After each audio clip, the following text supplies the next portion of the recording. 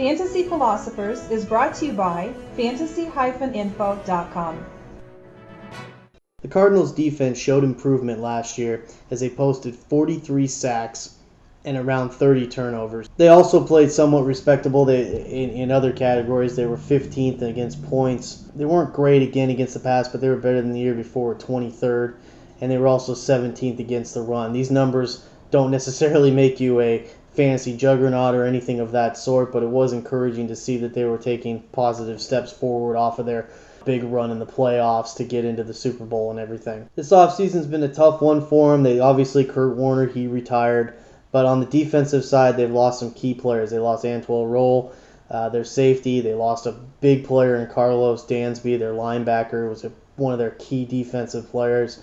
And they also lost one of their heart and soul leadership type guys in Bertrand Berry as he retired. I know that he'd been dinged up the last couple seasons, but still, he was a leader. He was a veteran on this defense, and that carries some weight in the locker room and whatnot. Losing him, that definitely doesn't help, and that's really the theme of this team. But really the leadership of Kurt Warner, of Dansby, of Berry, and losing those kind of guys, that can only hurt this team in that category, and it's going to take a year or two to recover from something like that.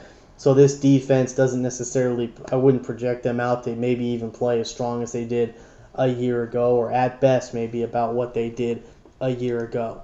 Now, some of the things they have done to help their defense from some of these losses, they brought in Joey Porter. Porter can obviously make some disruptions, so that's a good thing. He has ties with these coaches as he played with the Steelers, and that was with Wisenhunt and some of these guys that were there, so he's familiar with this team. And they also picked up Kerry Rhodes, a guy that really he played with the Jets last year as a safety.